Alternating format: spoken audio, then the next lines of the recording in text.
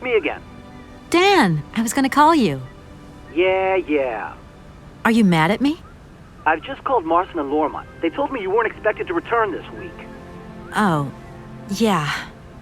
So when are you coming home? I don't know. There's nothing I can do about it. The situation is kind of tricky, you know. At the beginning of next week, I hope. Yeah, whenever. Dan, please. Just hang in there, okay? The stakes are higher than I thought, and you know how much I love this job. I suppose it's neither here nor anywhere to you that the Goldbergs are going to... It is. It isn't. Dan, this really isn't the moment. You know I'm thinking about you. I love you, sweetheart, and I'll give you a call when I have some news. Promise. I've got to go now. I've got kind of a train to catch. A train? Where are you off to now? This is crazy, Kate. To tell you the truth, I've no idea. Love you, honey. You know that. Kate!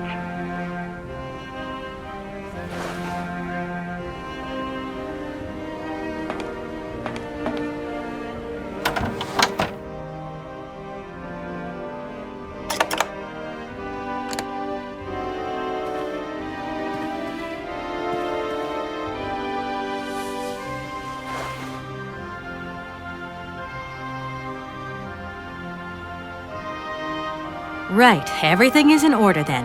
The train is finally ready to leave. I am most terribly embarrassed. Such ignorance on my part is inadmissible. I hope you still have confidence in my abilities, Kate Walker. Please return to your seat and we can leave. Finally.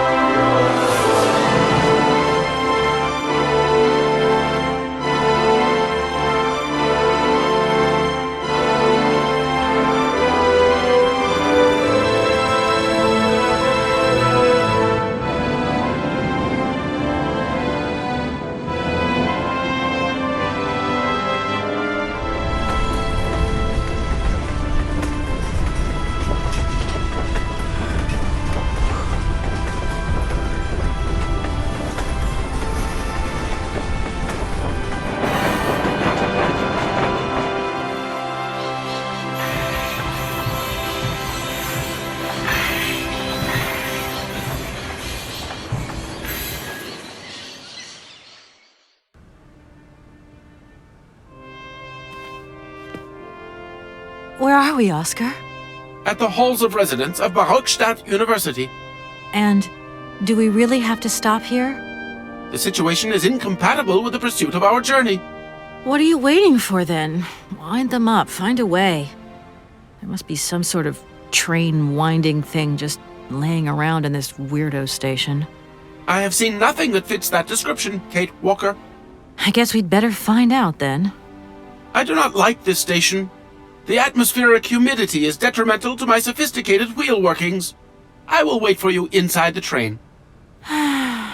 Wimp. Oscar, we have a serious problem. How can we carry on our journey if this train doesn't want to budge? What are our options? Every clock has its key, Kate Walker. Keep looking. Well, I hope you're right. I'm gonna go see what I can find. Oscar, see you later, alligator. In a while, Kate Walker.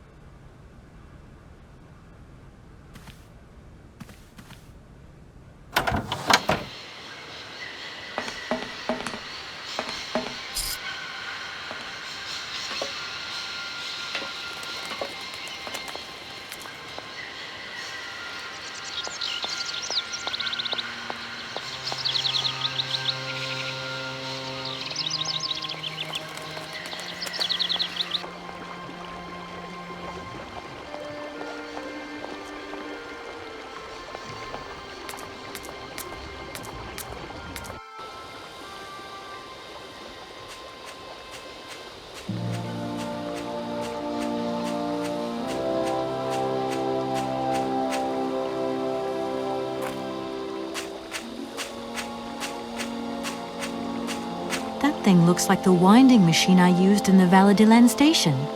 I've got to find a way of getting the train up here.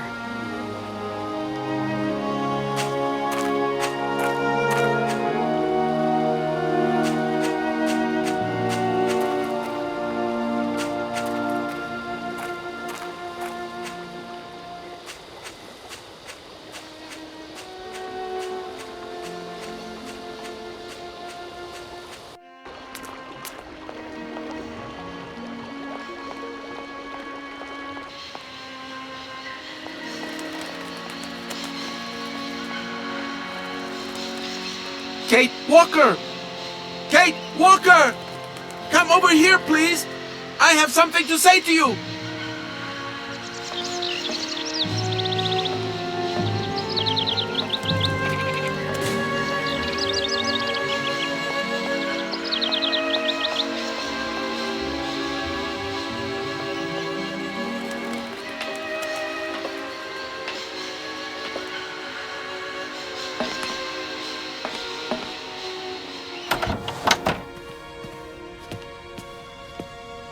Yes, Oscar, what is it? A message has arrived for you. A message? You have been summoned to see the rectors. They are the highest authority at the university. They want to talk to you. Talk to me? Yes, to the person responsible for the train. So, I'm in charge now, sure, okay. But why would these gentlemen want to see me at all? They do not say why, just that it's very important.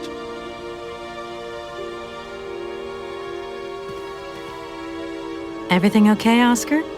Yes, Kate Walker. I am awaiting your instructions. There's a winding machine further on down there, but we're going to have to shift the train 50 yards. Impossible, Kate Walker. Train Engineer's Instruction Manual, Chapter 3, Article 2. Once the springs are slack, the train cannot move. The train cannot move by itself, Oscar. Only by itself. You should take a look around the station, Oscar. It's amazing. Greenhouses that are all lit up, exotic trees, and thousands of birds of all different colors. I am obliged to avoid exposing my wheelwork to corrosive bird excreta. I shall remain inside to monitor the locomotive. Of course. Well, too bad for you. Oscar, see you later, alligator. In a while, Kate Walker.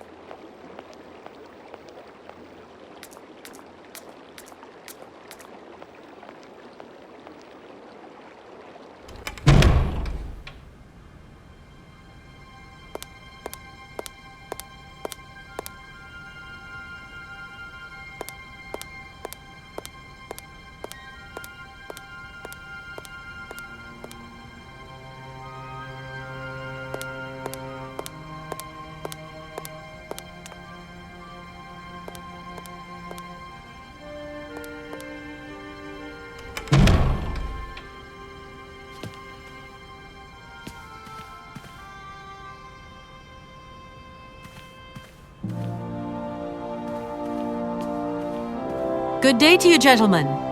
Tell me, young lady, to what do we owe this pleasure? Please do be brief. We do not have very much time on our hands. As rectors of this university, we have serious matters to attend to, and our time is precious.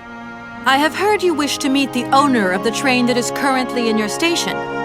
May I know the reason for your summons? We are surprised that your train has not yet left, miss. The situation is most regrettable.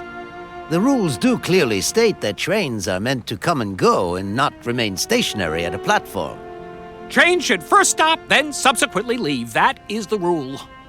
We agree then, dear colleagues, that what we're dealing with is deviant behavior. This matter really is cause for concern. It's a clockwork train, you see? So it needs winding up again. Unfortunately, there is no equipment in the station to do this. A clockwork train? That's strange. How very quaint. You mean it's some sort of mechanical toy? You are causing a hindrance to us, miss. I am very hopeful that I will find what I need along the wall. The wall? Miss, that really is not a suitable place for you to go. Especially for a young lady. You see, miss, we freely admit that every day we praise the existence of that particular edifice. We owe the integrity of our dear university and the fine education it provides to the wall. It protects us from harm and invasion from the unknown. May God protect us from what is beyond those ramparts, miss. Please believe me. I don't have any choice. I must continue my journey. Such a decision is a correct one since it's in line with regulations. Thus, your train will indeed be able to leave. And consequently cease to obstruct our station. You see, I didn't actually intend to stop here, but the springs of my train gave up, you see? No, not really. You mean to say you're not a student? You have arrived a little late in the term, miss. Enrollment for this year has already terminated. But as rectors of this university and therefore representatives of its highest authority, we could bend the rules a little, if you like. You don't understand. I'm a lawyer from New York, or rather Valladolid more precisely.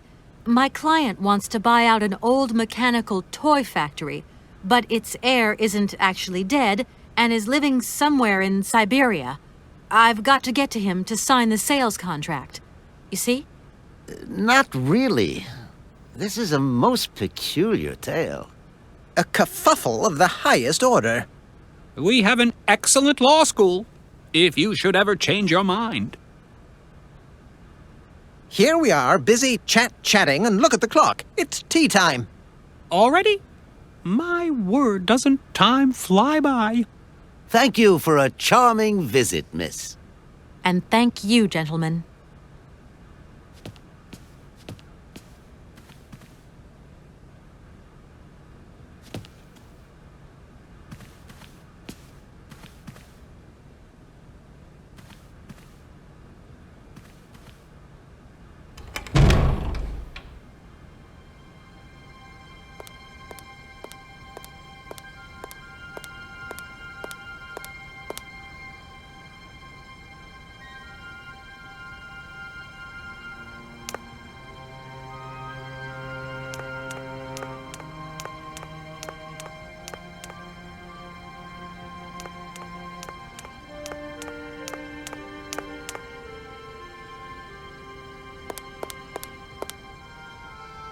Excuse me.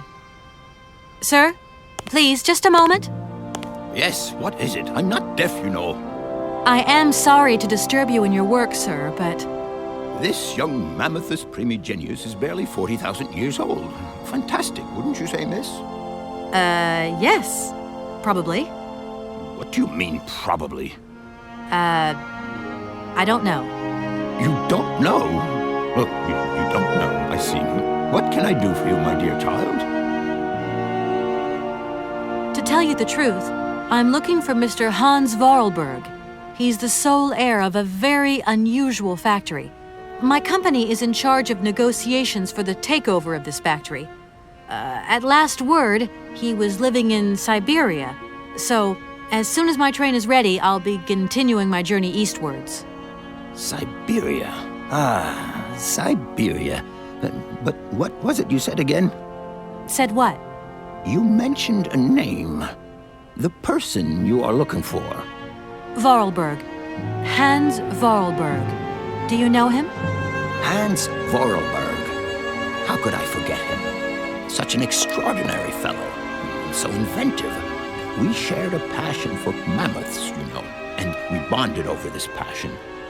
Without it, I confess, I would have had little to do with an odd, ageless retard like Hans. At the time, we were both students. Well, sort of. Put it this way. Hans had special permission to attend paleontology lectures. You see, he didn't really have the necessary qualifications. In exchange, Hans did a few odd jobs around the university. Your Hans Vorarlberg sounds uncannily like the one I'm looking for. I'm not sure, my dear. Hans was above all questions of money and business. Just to imagine him running a factory, perish the thought. Can you tell me a little bit more about him? He was always a mystery to me. He never said very much, never quite seemed to grasp what you said to him. He expressed himself instead through his incredible mechanical contraptions. His inventions, I admit, have been much appreciated by the university. The few times we really did talk, it was about his strange interest for mammoths and a doll. Some sort of doll that obsessed him. A doll, you say? Yes, he kept talking about it. One day he described it to me. A sort of children's toy. A miniature mammoth mounted by a mount. It appears he found it in a cave not far from his home. The event all sounds very dramatic.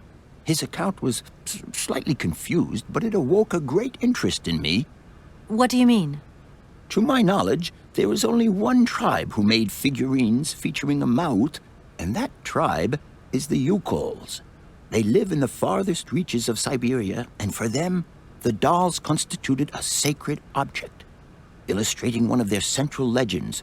How such a doll made the journey from the frozen Siberian north to a cave in the French Alps is a mystery to me.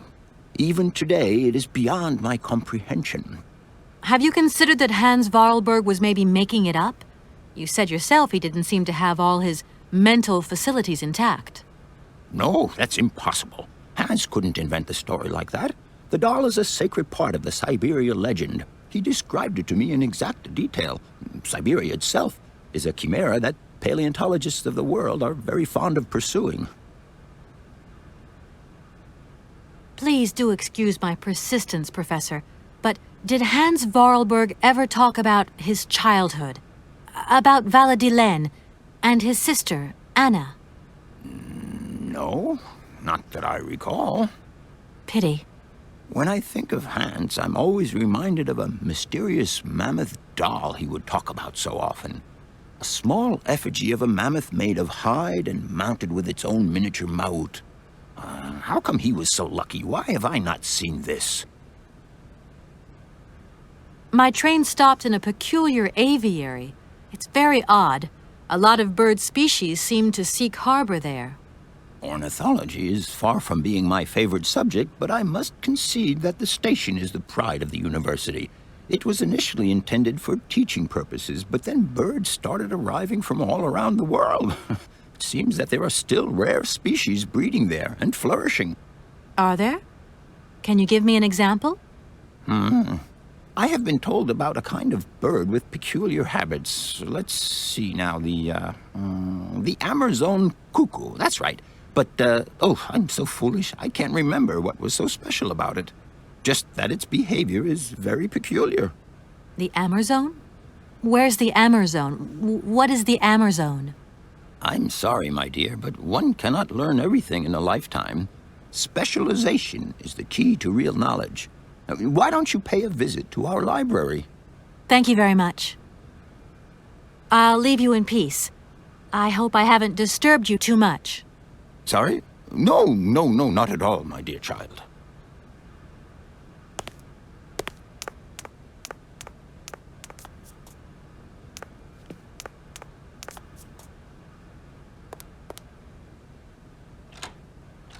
No point. It's locked.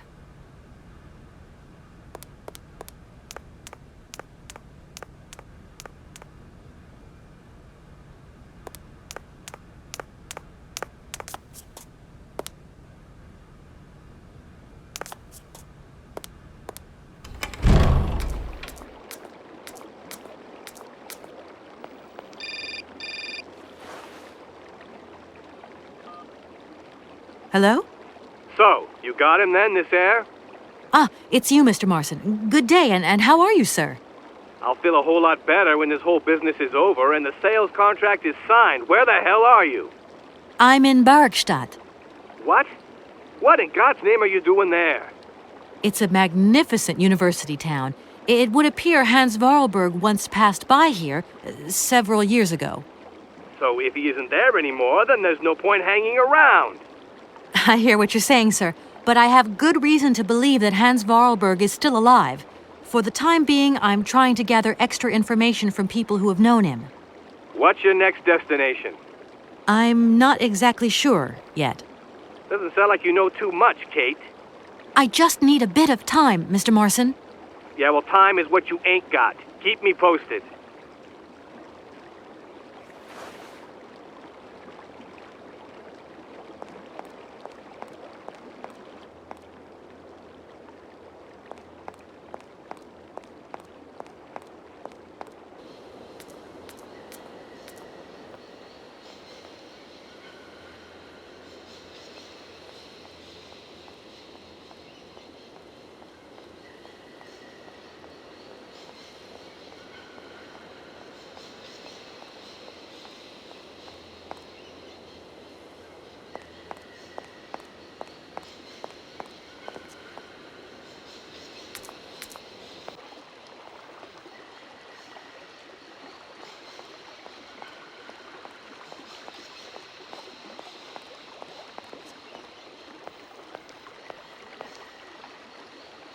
Hey there!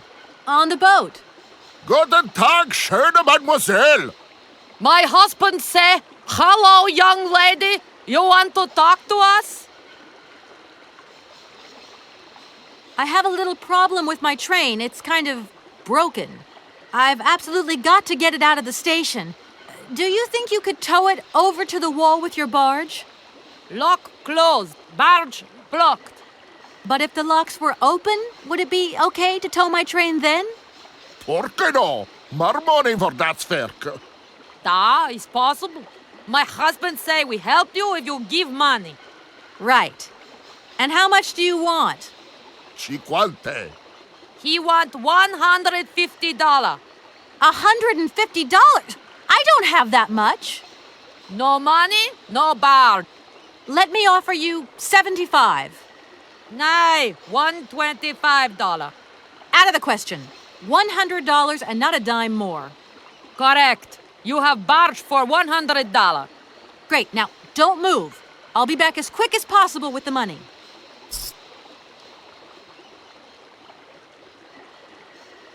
I have a little problem with my train. It's kind of broken. Lock closed. But Da. I'll leave you to it. Das wieder. Hey there. Guten Tag, schön. My husband say, Are you from Barkstadt? "Niet." So you're like me. Birds just passing through. I'm stuck here because of my train. Kleine Puskereisen mit uns, no? What did he say? Train kaput. No luck for you. I'll leave you to it. I won't disturb you again. Do svidania.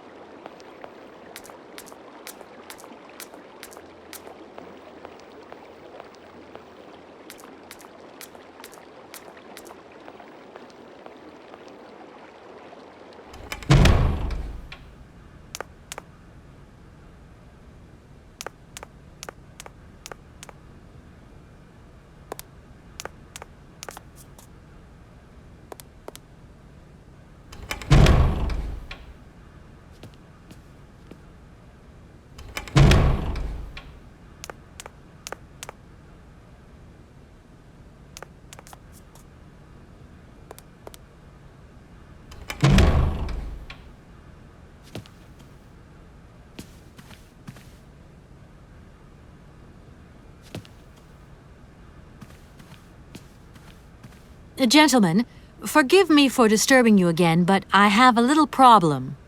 A little problem, a little problem. Everyone has little problems now, you know. They are kept to oneself, and they don't stop the world from turning. Nor trains from leaving stations. Some sailors have agreed to tow the train, but I don't have enough money to pay them. I was wondering if you could help me out. For a while. I could work for the money. Please wait, miss. We have certain confibulations to attend to. That is right. We must confibulate between ourselves. A collegiate decision must be taken. I hope that we are not indisposing you in any way. Why not? If it helps us get rid of that train.